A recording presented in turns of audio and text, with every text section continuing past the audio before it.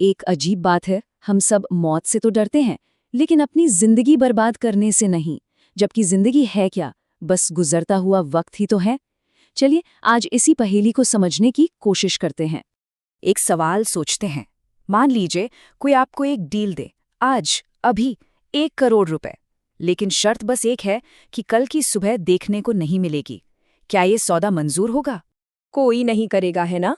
और बस यही जवाब अपने आप में सब कुछ कह देता है। इसका सीधा सा मतलब है कि हमारे लिए एक नया दिन, एक और सुबह की कीमत करोड़ों रुपयों से कहीं कहीं ज्यादा है। हर दिन अपने आप में एक खजाना है जिसकी कोई कीमत नहीं लगा सकता। तो चलिए इसी सोच को थोड़ा और आगे बढ़ाते हैं। जानते हैं, अथर्ववेद में समय की तुलना एक ऐसे घोड़ी से की गई है जिसकी 7 लगामें हैं, 1000 आंखें हैं और वो किसी के लिए कभी नहीं रुकता। अब देखिए, इस घोड़े पर या तो हम सवार हो सकते हैं और अपनी मंजिल की तरफ बढ़ सकते हैं, या फिर बस उसे गुजरते हुए देख सकते हैं। क्योंकि जैसा कहा गया है, दुनिया की सारी दौलत मिलकर भी बीता हुआ 1 सेकंड वापस नहीं ला सकती। देखिए, पैसे और समय में एक बहुत बड़ा फर्क है जिसे समझना बेहद जरूरी है। पैसा क्या है? वो एक रिन्यूएबल रिसोर्स है। आज चला गया तो कल मेहनत करके वापस कमाया जा सकता है। लेकिन समय, वो एक नॉन रिन्यूएबल रिसोर्स है। एक बार गया मतलब हमेशा के लिए गया। तो सवाल ये उठता है कि भाई अगर समय इतना ही कीमती है तो हम इसे इतनी आसानी से फिसलने क्यों देते हैं?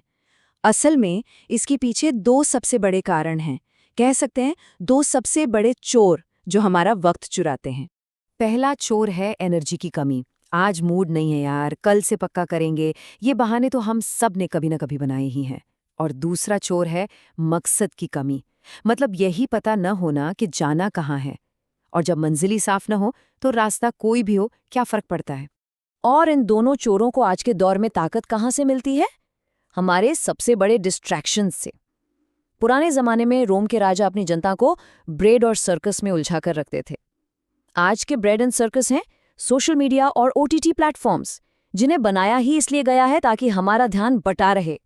लेकिन अच्छी खबर यह है कि इस सिचुएशन को बदला जा सकता है। हम समय का शिकार बने रहने के बजाय उस न रुकने वाले घोड़े के एक माहिर सवार बन सकते हैं। लेकिन सवाल है कैसे?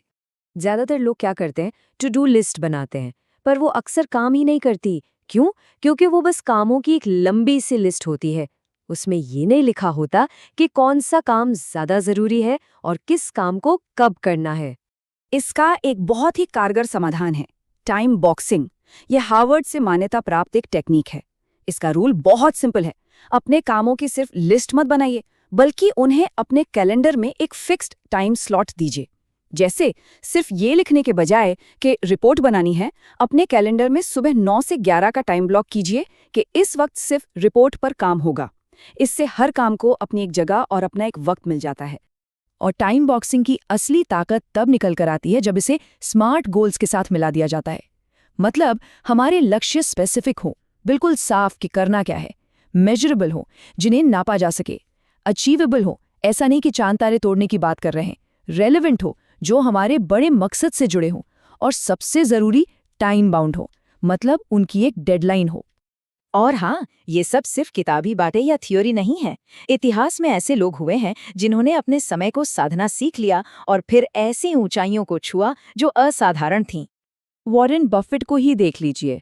जब उनकी उम्र के बच्चे बाहर खेल रहे थे, तब वो 6 साल की उम्र में घर घर जाकर च्युइंगम और कोक बेच रहे थे। 11 साल की उम्र में अखबार बेचकर जो पैसे कमाए, उनसे अपना पहला स्टॉक खरीदा। मतलब समय की कीमत बहुत जल्दी समझ ली थी उन्होंने। और ये कोई छिपी हुई बात नहीं है।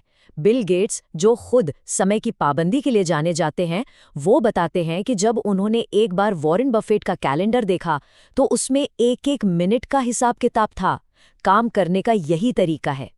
ऐसे और भी बहुत से उदाहरण हैं।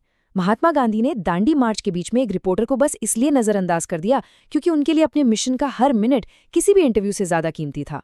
या अब्राहम लिंकन को सोचिए, जिन्होंने खेती और पढ़ाई के बीच ऐसा संतुलन बनाया कि इतिहास ही बदल दिया। तो इन सारी बातों का हमारी रोजमर्रा की जिंदगी से क्या लेना देना है? चलिए एक छोटा सा हिसाब लगाते हैं कि ध्यान भटकने की असली कीमत क्या होती है। जरा सोचिए कि हर सुबह आपके बैंक अकाउंट में 86,400 रुपए आते हैं, पर शर्त यह है कि रात 12 बजे तक उन्हें खर्च करना है। जो बच गया वो खत्म। अगले दिन फिर से नए 86,400 रुपए मिलेंगे। क्या हम एक भी रुपया बर्बाद होने देंगे? नहीं ना।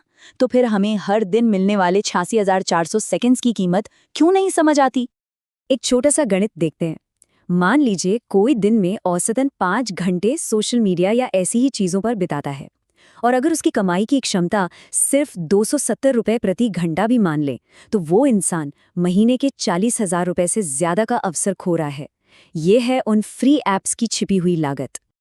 अब ये सवाल हम सभी को खुद से पूछना चाहिए, क्या ये नुकसान उठाना वाकई में जायज है?